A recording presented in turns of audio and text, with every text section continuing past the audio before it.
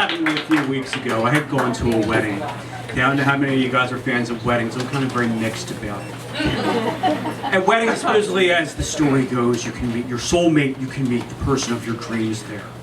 I believe this is kind of a myth that's never been proven to me. All right, I don't really exactly believe it. It's never really happened to me. I don't hear stories so much. I hear it like very second-hand, third-hand, 10th hand, you know. But I went to this wedding, the reception thereafter, and my beliefs were reinforced because I still hadn't met anybody. Here's what happened. Everyone in this clique to which I pertain is basically pretty much paired off by now, and I'm like the 15th wheel. So, and they tried to be fair, and I have to disclose this. I'm an attorney, so it's all about, like, you know, disclosure of facts and things like that. I need to disclose this to you. They did try to set me up with somebody last year, but it just wasn't there. And there's a theme here in this DIY of what I call kill and be killed in the dating scene. You may well know this. I called this in another story, which is a completely different story. I called it the longing games, kind of like the Hunger Games. And it's like someone likes you and you don't like them. I think George Costanza lamented this back in the 90s in Seinfeld, showing my age. You know, people like me, I don't like them back, and I like people that don't like me back, etc. And in like a, you know, middle school like infatuation, attraction sense. And so it just wasn't there with this girl. I'm sorry, in terms of physical or in terms of, not just that, in terms of personality, in terms of interest, things like that, whole shebang. Don't worry though, I get my comeuppance as with many of my stories by the end, so it goes full circle in a sense. I go to this wedding reception, and everything, as you know, with wedding receptions is kind of like factioned off, where you have all these different groups of people who may or may not know each other. You have your sharks here and your jets there. That's a West Side Story reference. And I was seated at table 4. And I see all the way over several tables over, all the way over at table number 2. Okay, a really, really pretty and seemed like really, really nice girl.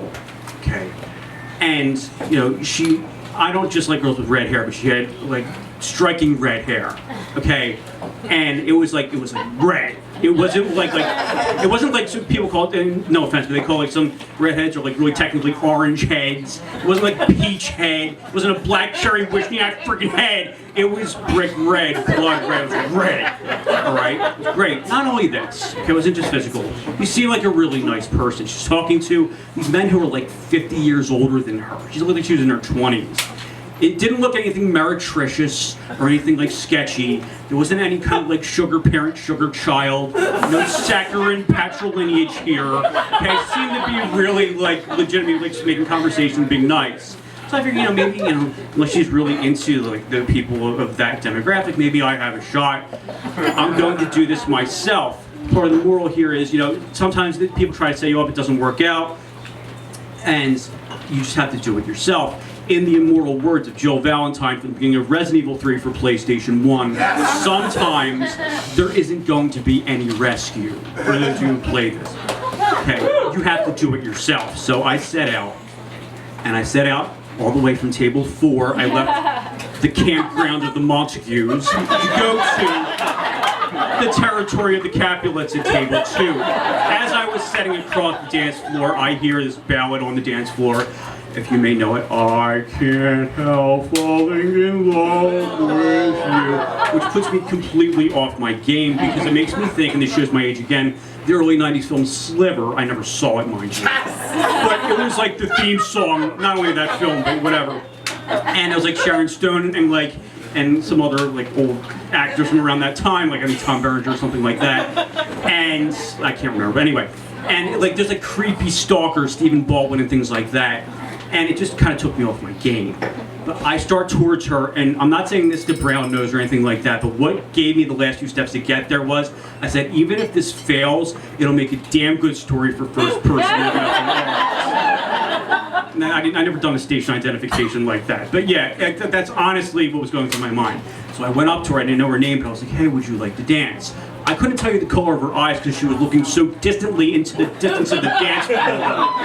And she just said, I'm good. And deep in my soul, in the part that's like, you know, heck have no fury, like a person scored, I said to her mentally, like, no, you're not. So I was rejected, you know, because not for freaking bitch should I ever be rewarded for being brave. But whatever. I just fed into the whole kill and be killed. So I set off. I left the Jenner Kardashian country of table 2, back to go to the Black China constituency of table 4. Everything's factioned off, you see. But on the way back, I realized that, there's maybe not silver lining, at least a tin lining, at least I tried, Because you know that if you don't try, that shit eats at you. You gotta try, because then you're laying awake in bed at like 3:30 a.m. saying, wow, that girl was so pretty and so nice if I didn't try. At least I could take that with me, and that's at least a fringe benefit of doing it yourself sometimes. Thank you.